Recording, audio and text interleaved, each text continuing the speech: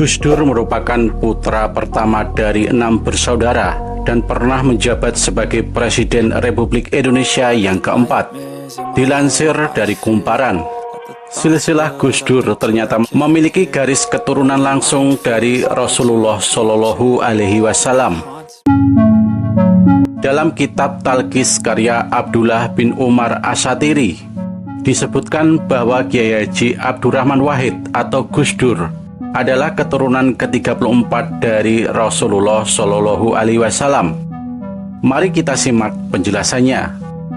Nur Rohim dalam buku berjudul Gus Dur Santri yang Gemar Membolos menjelaskan bahwa keluarga besar Gus Dur dikenal sebagai keluarga ulama dan bangsawan.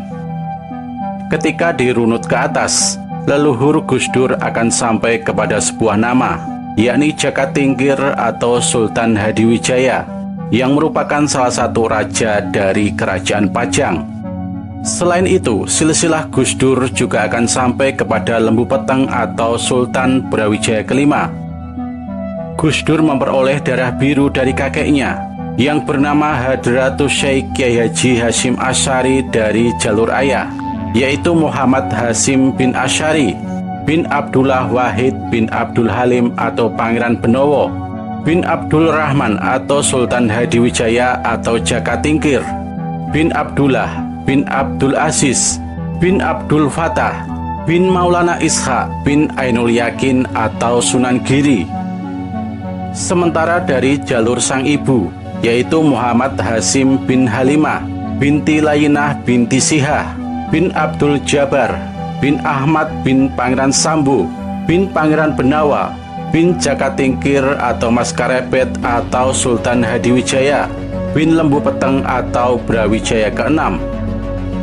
Secara berturut-turut dari Asy'ari ke atas sampai ke Rasulullah Shallallahu Alaihi Wasallam, garis keturunan Gus Dur sebagai berikut: Nabi Muhammad Shallallahu Alaihi Wasallam, Sayyidah Fatimah Asy-Syahra, Husain bin Ali, Ali Zainal Abidin, Muhammad Al-Bakir, Ja'far Shadiq, Ali Al-Uraidi, Muhammad Anakib, Isa Arumi, Ahmad Al-Muhajir Ilallah atau Al-Hadrami, Ubaidillah, Alawi, Muhammad, Alawi, Muhammad, Ali Khalil Khosam, Muhammad Sohibul Mirbat, Alawi, Amir Abdul Malik, Abdullah Khain, Ahmad Shah Jalal, Jamaluddin Husain atau Jamaluddin Akbar, Maulana Ibrahim Asmoro, Maulana Ishaq atau Syekh Awalul Islam Aceh, Ainul Yakin atau Sunan Giri Gresik,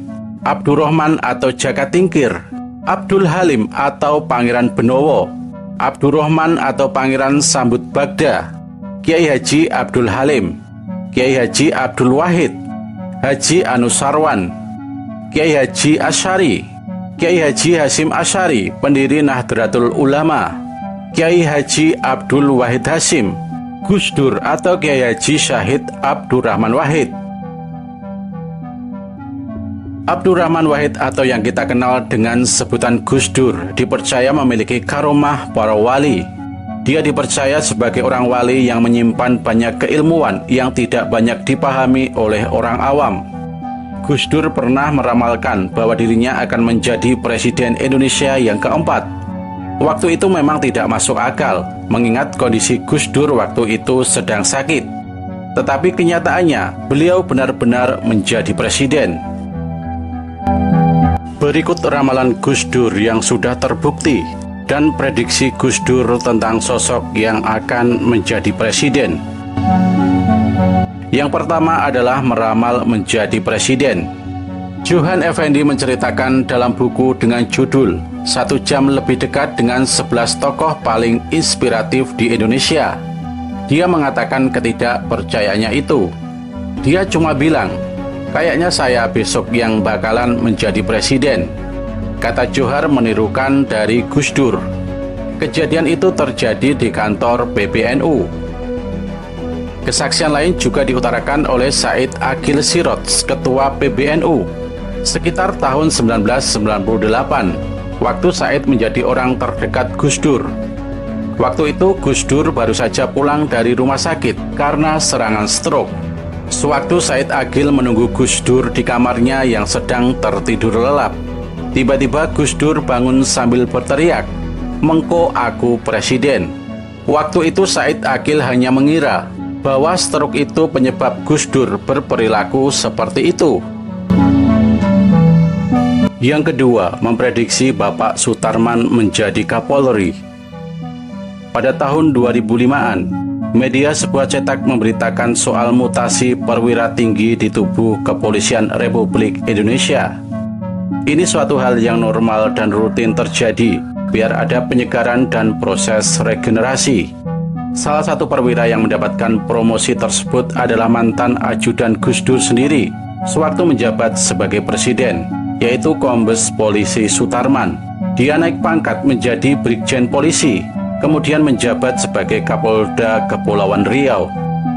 Di sela-sela percakapannya dengan wartawan yang mewawancarainya, Gus Dur pernah mengatakan, Sutarman itu hanya orang biasa dari desa, bukan anaknya orang kaya, tetapi nanti dia akan menjadi Kapolri. Yang ketiga, memprediksi skor Brasil melawan Skotlandia pada Piala Dunia tahun 1998.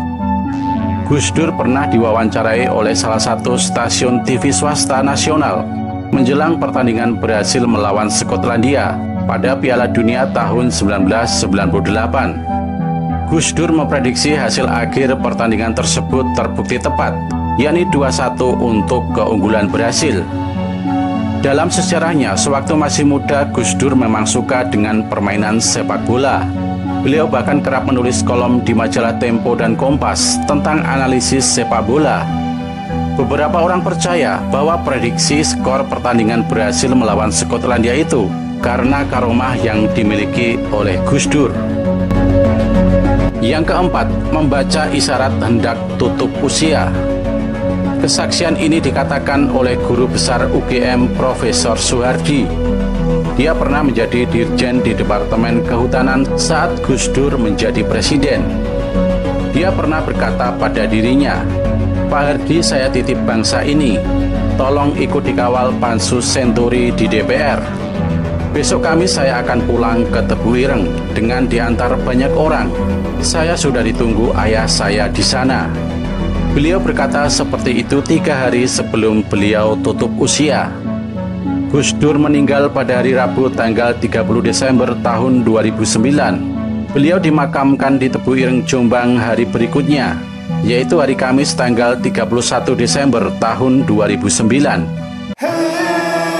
Dan yang kelima, memprediksi tokoh menjadi presiden. Ingatan Irfan Yusuf kembali teringat pada perbincangan dengan sepupunya, yaitu Presiden keempat Republik Indonesia Abdurrahman Wahid alias Gus Dur beberapa tahun silam. Gus Dur yang menetap di Cikanjur, Jakarta, kala itu tengah menyempatkan diri berziarah ke makam leluhur mereka di Pondok Pesantren Tebu Ireng, Jawa Timur. Gus Irfan yang menjabat Waketum Partai Gerindra menyampaikan percakapan tersebut terjadi beberapa tahun sebelum Gus Dur wafat pada tahun 2009. Biasanya setelah ziarah mampir dulu ke dalam kasepuhan Pondok Tebu Ireng. Itulah kita kadang-kadang ngobrol ngalor ngidul, kata Irfan yang dilansir dari CNN Indonesia. Gus Dur yang kala itu tak lagi menjabat sebagai presiden, cukup rutin datang ke tanah kelahirannya untuk berziarah. Obrolan dua orang sepupu itu pun berlangsung hangat.